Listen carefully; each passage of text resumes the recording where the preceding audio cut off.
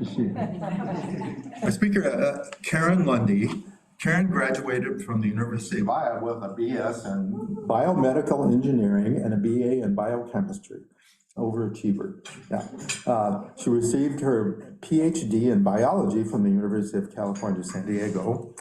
And from 2011 to 2015, she worked in Germany writing literature-based clinical evaluations of high-risk medical devices. Since 2019, she's worked for a private foundation in Minneapolis, helping people with disabilities become more independent. She also serves as executive director and board chair of Fair Trade Minneapolis, which she founded in 2020.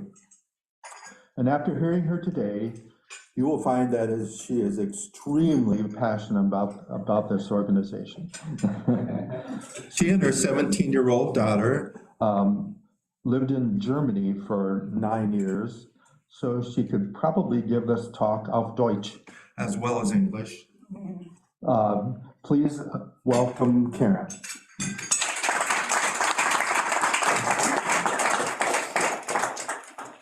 Hi, thank you, John. Yeah, I lived in Germany almost 20 years. So what happened is Time magazine ran a baby on the cover, and I happened to notice that. Why is there a baby on the cover of Time magazine? You know, so I opened it up, and it's like, American women, you don't have the time you think you do to have your baby. So it's like it's now or not. I was 37. So anyway, so now the daughter is 17, and the husband's coming for Christmas. Yeah, so we'll see him. Anyway, so what happened is there I was in Germany, you know, going shopping, feeding the family, and even before that, before she was born, feeding the husband, you know, going shopping, and I noticed, yeah, hey, there's this stuff, this coffee has these funky things on it. Look at this blue and yellow Fair Trade logo. What is that? Right? And so I started looking into that. What does this mean? And it means we're paying the farmers fairly for their work, right? And you'd think, well, wouldn't any commodity pay the farmers? And the fact is they don't. Commodities go up and down on the world market. And especially when a particular commodity goes down in price, those farmers are really deep in poverty, okay? They're not even getting what it costs them to make this stuff sometimes, okay? And there's some particularly important products that we think are sort of luxury products. For example, chocolate. Farmers often that farm that cocoa, they never even had the chocolate, right? And so anyway, we'd like to think that an appropriate part of the chocolate purchase would actually go to the farmers. And that's where we have fair trade. It's to pay the farmers. And then we get to this part about how we have one earth. And we'd like, you know, to have this earth go on and be sustainable, this earth. And there again, it's fair trade, because that certification to be fair trade, they're looking at how does that farming go? How does the soil go? What about the chemicals used? All this farming, so the fair trade certification depends on which product we're talking about, right? They have different standards of, you know, with the chocolate, with the coffee, whatever it is. But the point is they're looking very carefully at what is being done to produce that crop and making sure that that's a sustainable way to do this. So we're paying the farmers, and we've got this environmental piece, and then with chocolate, there's a third piece. Now, frankly, there's some chocolate for you over there on the table. It's Tony's Chocolonely. This is fair trade certified and then some, because Tony's looks at the whole chocolate chain, the supply chain between the people farming that chocolate and you, and wants to end exploitation in that. Okay, so right now there are 30,000 children having been sold into slavery in Ghana and the Ivory Coast for chocolate. Okay, they're getting paid maybe food, that's it. No get paid, it's slavery, this is not good. And then there's 1.4 million children staying at home on their own little cocoa farm rather than going to school. So here again, dangerous child labor, they're running around with machetes. Okay, so with chocolate, there's this serious child labor issues. And so if you choose fair trade chocolate, that cocoa has been farmed by adults. And they have been paid fairly for their work, and ideally, the kids are going to school, but at least they're not running around with machetes in the field, okay? So at Christmas time, this is a holiday season coming up, we have coffee and tea and chocolate that lots of people buy toward that holiday season. And if you were to buy fair trade coffee and tea and chocolate, that would make a huge impact to pay those farmers fairly. Okay, and the piece of the pie that a lot of people don't know, I started this, yes, on May 6th of 2020. 2 weeks later, George Floyd met his demise in our streets, so Black Lives Matter. And these are Black lives, yes, that do that, Coco. Fair Trade Minneapolis also brings up things from Haiti through a company called Papillon Marketplace, and we sell artisan products from Haiti. So there again, what we do, what we bring to the table are things made by Black lives who are getting paid fairly because we're bringing that. I'm wondering, I did bring some slides, and oh, I see here where there's going to be a little remote. Okay, so we have a good introduction here. So don't forget the chocolate on your way out. There's these green bars you can have. There's an assortment, all sorts of different kinds. When you're buying chocolate, think Tony's Chocolate Only, and at the very least, think Fair Trade chocolate. Why don't we just pass? I want to pass these around the room, okay, because we'll be talking about fair trade logos. And what I want you to do is to look at the packages, look for the fair trade logo. Like oftentimes they're tiny and on the black and in black and white. Okay, look, see if you can find the fair trade logo on these packages, okay? So take a look. So here we are. Why choose fair trade coffee, tea, chocolate, and gifts? Why doesn't the remote work? Oh, we turn it on, of course. We saved our battery until now. There we are. Okay, and the first thing on my list is to acknowledge whose land this is. Minneapolis is located on the traditional land of the Dakota people. We honor the Anishinaabe people of this land as well. So we're guided by the original stewards of this land. We thank them and their relatives for the care of the land. We recognize their continuing connection to the land, waters, and community. We pay our respects to them and their culture, both past and present. And down at the bottom there, these are the little logos of the existing tribes. We have 11 Native nations in Minnesota. So here's, once again, why choose fair trade coffee, tea, chocolate, and gifts? You're going out to buy coffee. What kind of coffee do you want? You want the kind that pays the farmers fairly and protects the environment with the fair trade standards. You want to buy chocolate? You want that cocoa to be farmed by adults. That's why you buy fair trade chocolate. So, and another piece is, it's one little local action you can take. Today you're picking your coffee, your chocolate, your tea. You buy it locally, it's your little thing you do. You can be in Aldi, you can be in Target, you can be in a grocery store, you can be in a drugstore. You're buying fair trade chocolate and you're making a local action, and that's causing global impact. So there's over 2 million farmers and workers in fair trade certified product organizations these days. Lots of them are women. Look at that. 20% of the farmers, 45% of the workers, these are women. You're good. Keep going. I'm a little loud, I'm sorry. Okay, no, that was a little too much. That was turning it off. Okay, so I don't know if you can see here, but there's a bunch of these dark countries there. The ones that are dark, that's where the fair trade stuff is mostly grown. 47% of the fair trade farmers produce coffee, so that's a lot. So really, coffee is like the biggest deal here. And then there's flowers and plants. Here. One of the things I have to give away today, I have these little buttons from Fair Trade, and one of them says, "These flowers educate children." So the fair trade flowers are coming if they're not here yet. So watch out when you're buying flowers, if you're at Whole Foods maybe even.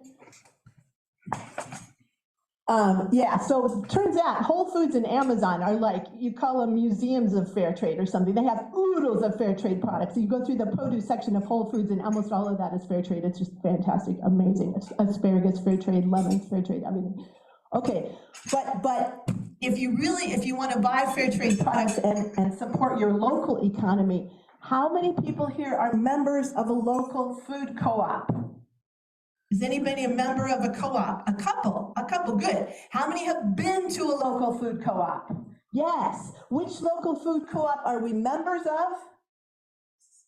Mississippi Market, that's in St. Paul, okay. Wedge, the Wedge, yeah, me too. Both me and Fair Trade Minneapolis were members of the Wedge Linden Hills. Yeah. Burnsville Co-op. Burnsville Co-op, good. How about Seward? Seward Co-op, yeah, member of that. How about East Side? We've been to East Side?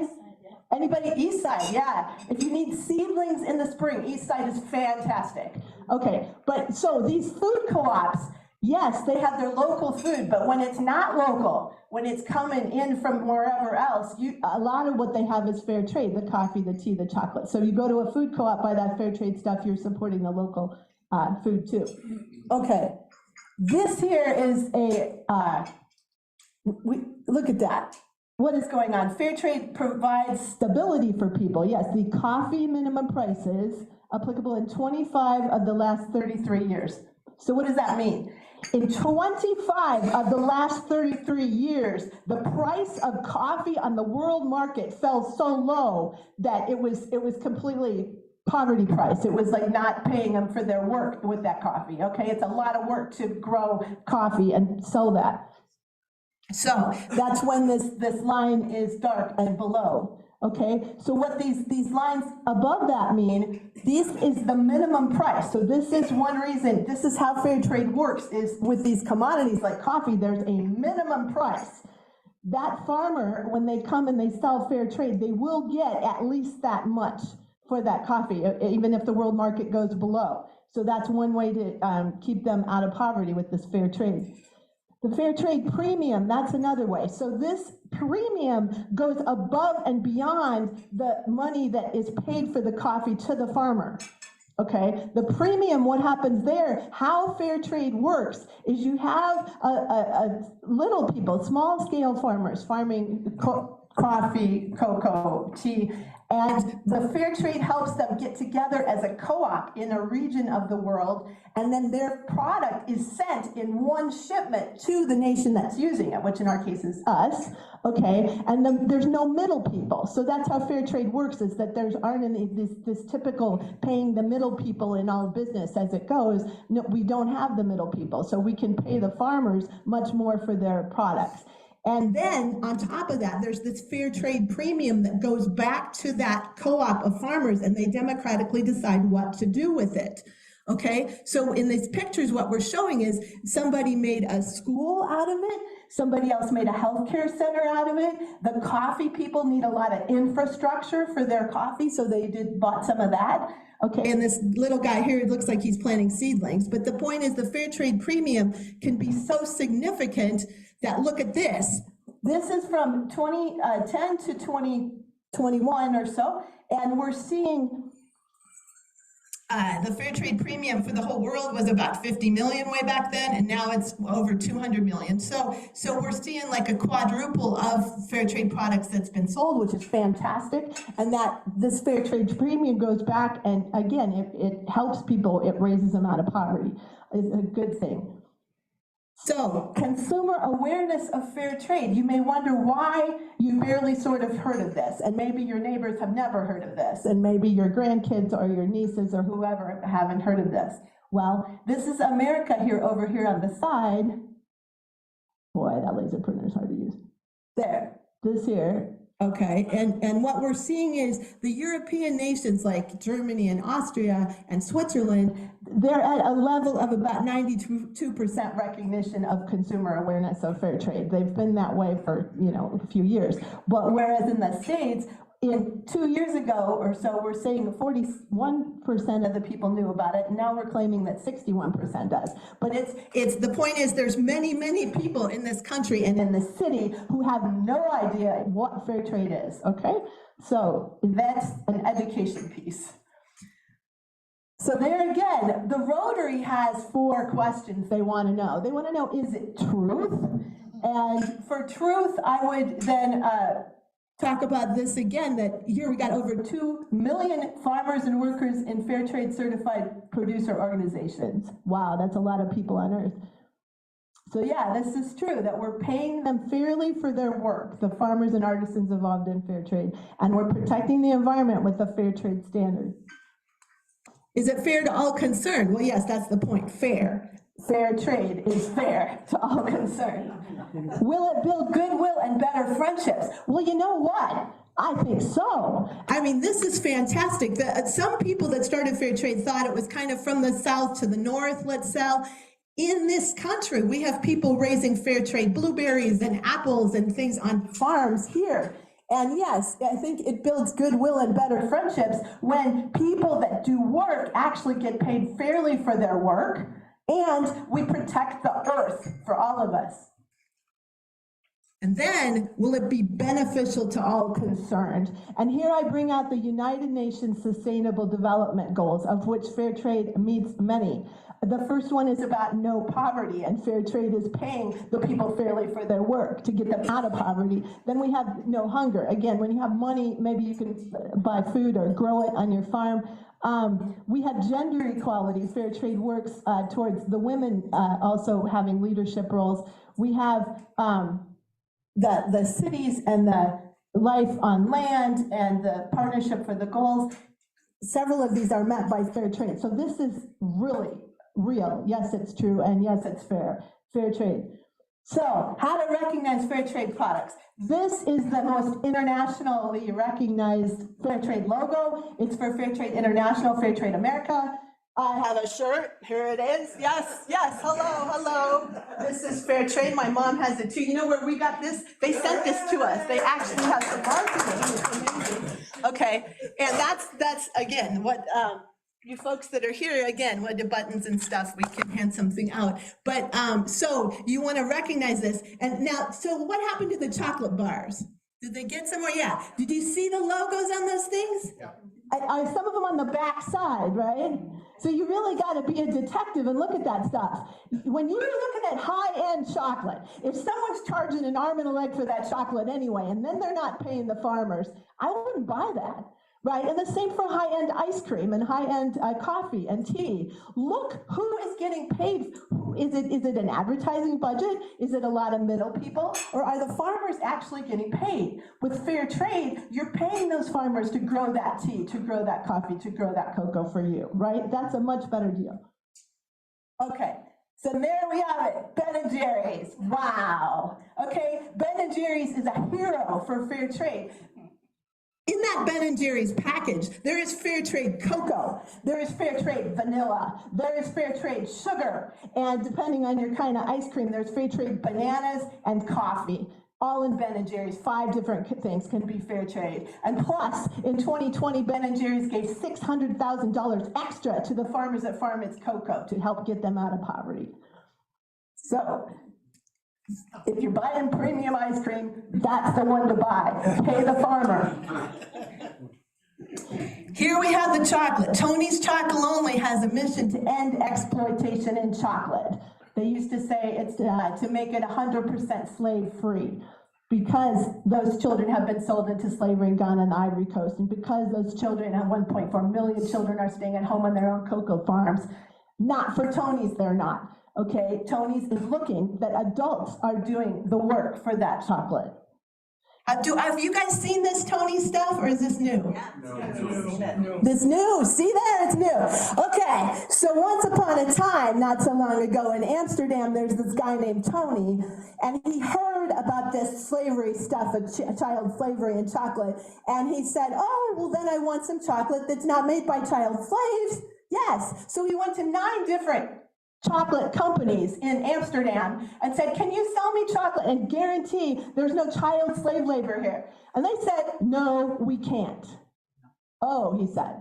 So he ate some chocolate from each of the 9 companies, and he went to the police and he said, arrest me. And they said, why? And the police said, because I'm an accomplice to child slavery. And the police said, we can't just arrest people for eating chocolate because everyone here eats it, right? So then he said, okay, I will start my own company and make sure there's no child slave labor in this stuff. And so he was mad at this whole thing. That's why the milk chocolate is red. Okay, that's his anger coming out there.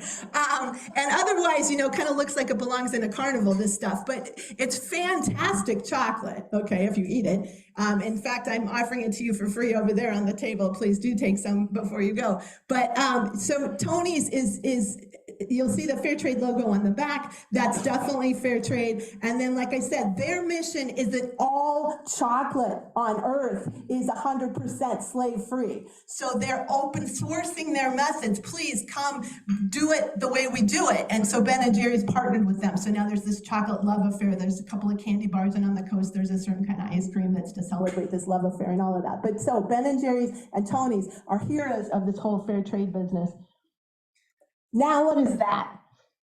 So we had Fair Trade International there, okay, and once upon a time there was a guy named Paul Rice who, for what I know what the problem was. So Paul Rice thought, hey, look, if we put little bits of stuff that's fair trade into a bigger package, and then we make 50 million of that, that's still going to make a lot of impact.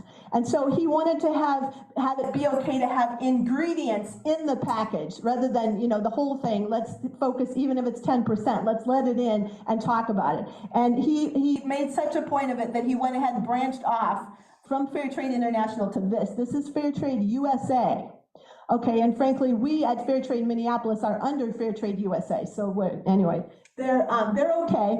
Their stuff, a lot of times it's about ingredients, so it's kind of a small bit of what's in the box. But still, again, when you make that 50 million times, that still makes a lot of impact. So this is a Fair Trade logo, and this logo will be black on white, it will be white on black, it will be blue on white, red on white, green on white. It's crazy how many different ways they fly that logo. I don't know if you saw that square candy bar, it was white on red or something like that, but you really got to look to see this thing. Anyway, this is Fair Trade USA, and this is Fair for Life.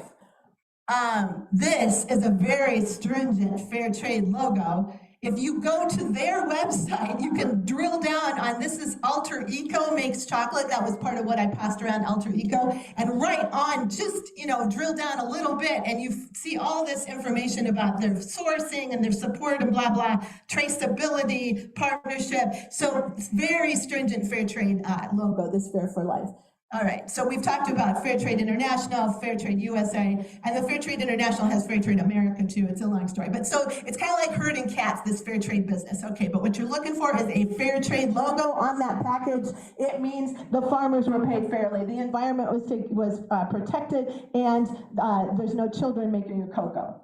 So, and this is something else. This is the Fair Trade Federation, and this generally verifies companies that have artisans making products, usually. But then it does another very important thing. It verifies equal exchange as being fair trade. How many people have heard of equal exchange? One, not too many. Okay, so this equal exchange, that red thing there, that is a fair trade logo, okay, which is something I didn't know when I got here. It's on bananas. What does it mean? Equal exchange. Below that, it says fairly traded. They mean it. It's verified by the Fair Trade Federation. What it is, it's small scale farmers. So these are people on earth that own a little bit of land. They're growing their cocoa, their tea, their coffee, and they really need access to the bigger market. They're tiny. And equal exchange finds them and gets their stuff and makes sure they get paid fairly and supports them and stuff. So this is fair trade, and it's that we're talking about that red thing over there. Equal exchange is supporting those small scale farmers. And I have, if anybody wants to know more about that, I have this, and we'll pass it out, okay? Because that's an important one. And if you're in the co-op, you'll see stuff from Equal Exchange. It's a really good thing.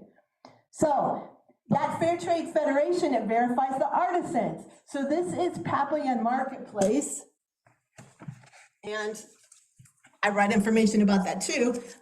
This is Haiti. In Haiti, the government has fallen, the people need help. So These folks are making artisan products. They're, I think, well networked with many people making this stuff. We've got greeting cards, we've got dolls, we've got jewelry. Look at what I'm wearing. All of this stuff is this Haitian stuff, okay? Really cool stuff, okay? And so Fair Trade Minneapolis, this is the only artisan products we sell are from here. Black Lives Matter. Black lives in Haiti matter. Black lives in Africa matter. Black lives helping to make your chocolate matter.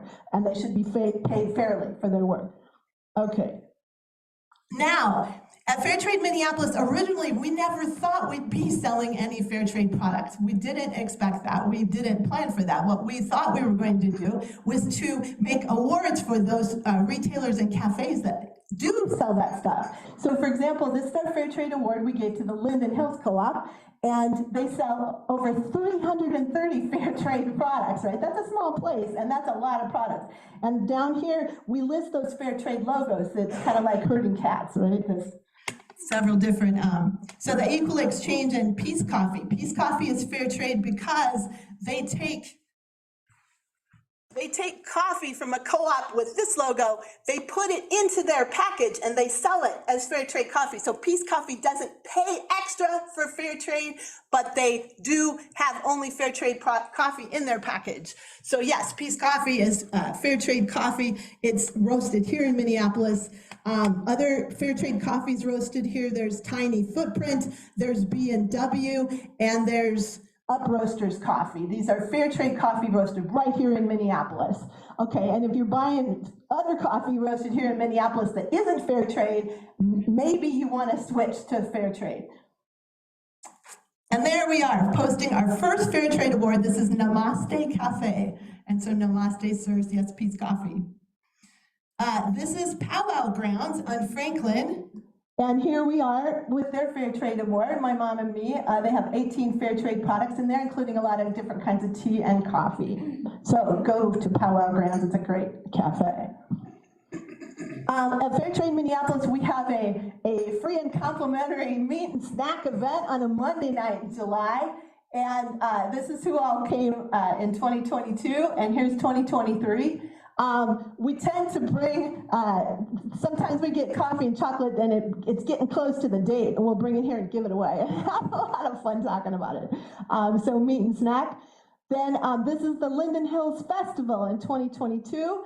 And that's when we just started. This is the first time we ever sold any fair trade product. And we used to carry around cartons of Ben & Jerry's down below to talk about fair trade. This is it this year. So now here we have oodles of, this is from Haiti, metal art and jewelry and dolls and mugs. So we're selling lots of cool presents for the holidays. If you want some sustainable Christmas gifts, stop by. This is at the New Life Presbyterian Church last weekend. Or no, this was last year, and this is last weekend there. Okay.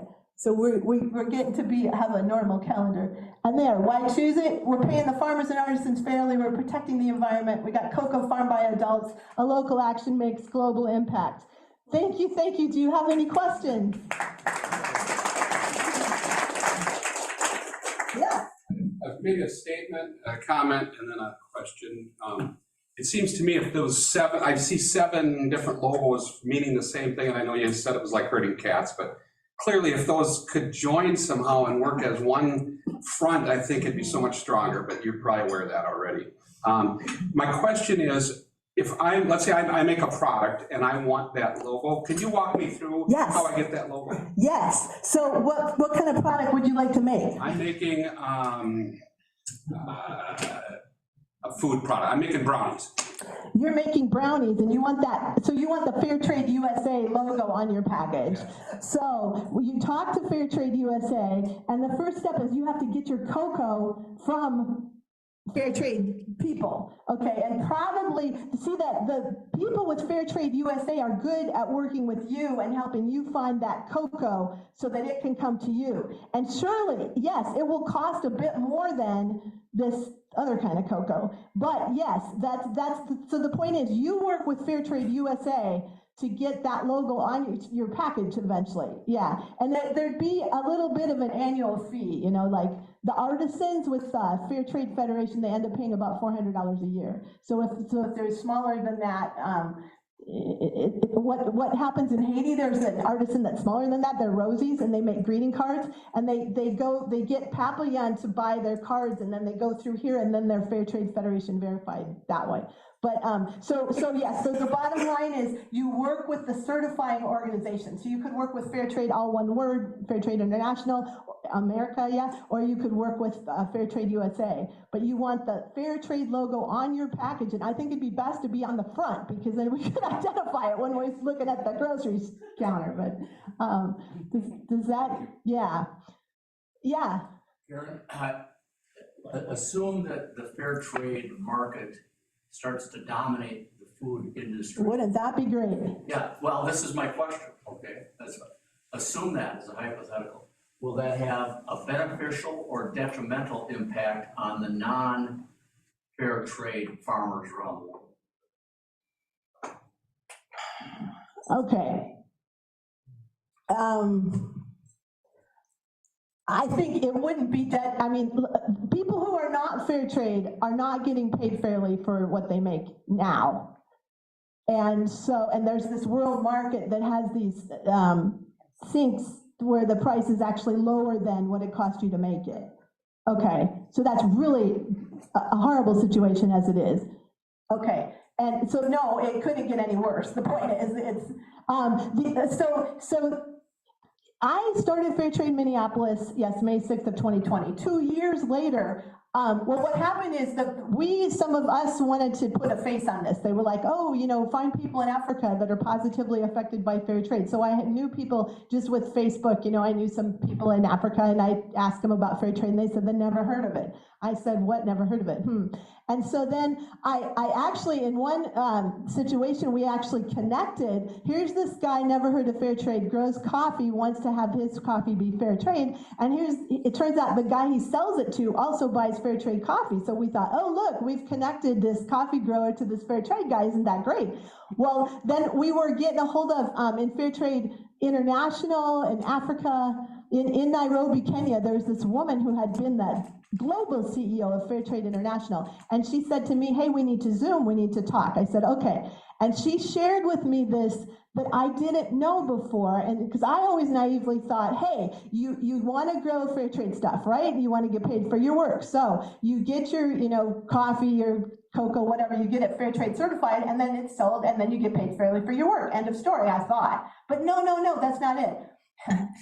So of the fair trade cocoa and coffee grown on earth, really, really fair trade, ready to go, only about 30% of that sells at fair trade prices and fair trade premium and all that, and 70% not. Okay, and I was shocked. What do you mean 70% doesn't? Well, the customers aren't there, right? It's about people in the United States buying fair trade products. Because in Europe, I was there for 20 years. I'm telling you, they're in the products are there and people are buying them. Normal people understand, okay, I mean, if you can't spare a couple of cents, then maybe you don't buy fair trade today. But they get it, they know why to pay the farmer, and they do that. And over in the States here, fair trade products are in every store now. They're there in Target, they're there in Walgreens, they're there in all the grocery stores, everywhere they're there. It's a matter of choosing that. Right? We buy our fair trade chocolate instead of a Twix bar because we want to pay the farmers fairly for their work. Okay? And when we do that, we're making international impact because we're raising that 30% of what is fair trade that gets sold fair trade. Okay, now at Fair Trade Minneapolis, I happen to be a tea drinker, okay, so I get it with tea. And tea, that one plant that's the black, green, white tea, that on earth, of the fair trade tea that's grown on earth, only 4% of that is actually sold fair trade and 96% not. So at Fair Trade Minneapolis, we give away generous samples of tea. Here, try this, because we know if you try that fair trade tea, you'll find a kind you like. And then you go and get it, right? And that lasts for a long time when somebody knows what they like. They're paying that farmer to grow that tea, right? It's important. So anyway, any more questions? We had a question? Yes. You were showing us the logo of Fair Trade Certified. How does that process happen so that you truly know that what's being shown as certified, that there is verification of that. Yeah. Okay, so we start out with, this is the biggest fair trade logo on earth. This is fair trade certification. With this, there is independent verification. There are people going out and stomping around on those farms and looking at the chemicals that are used and checking to make sure there's no kids involved, right? This is the fair trade certifier on earth that is the biggest, okay? Now, some years ago, for historical reasons, Fair Trade USA branched off of that, and their current logo looks like that and says Fair Trade Certified. But one more time, both of these are Fair Trade certifications, and this is another Fair Trade certification. So there's 3 different Fair Trade certifications. When you're certified Fair Trade, that means you pay every year to stay part of this. You get inspected, people are looking, making sure who is growing that chocolate, who's getting paid, who's growing the cocoa, who's getting paid fairly for it, what's the soil looking like, all of that, Fair Trade certification. This one is Fair Trade verification. This one, you've got people writing a reference about, you know, oh, we know this person pays their people well. Oh, this is usually not commodities, although this one is the one that does equal exchange. Okay, so equal exchange is tiny little small scale farmers. We're not stomping around and they're giving you certification. It was verified fair trade. But the point is equal exchange is helping small scale farmers on earth, okay, get paid fairly. Does that help? So there's certification and verification. They're kind of little flavors of the same thing, but it's, and I showed you with the chocolate bars, sometimes it's really hard to see that fair trade logo. But when you see it, another one here that we haven't talked about much, Alafia is a company that makes personal care products, and they're fair trade certified for shea butter and coconut oil. In Togo, 1 out of every 7th job is because of Alafia. This guy is in Olympia, Washington. He's from Togo, and he started this company. And it's mostly for African Americans, their hair care, their skin care, but it also does a lot of baby care products and a lot of cool things. So if you see that Alafia, try it out. If you can find an Alafia product that works for you, I tried this one and then they discontinued it. And then, anyway, I've tried different ones. But I've talked to people with babies and they love it for baby care. So Alafia pays the people fairly in Togo to make that shea butter and coconut oil. Yeah, I see we're encroaching. So one more time, I have equal exchange pamphlets, I have Papillion pamphlets, I have buttons and wallet guides about fair trade. I have our schedule from Fair Trade Minneapolis and our card. So I'd love to hand these things out. Thank you.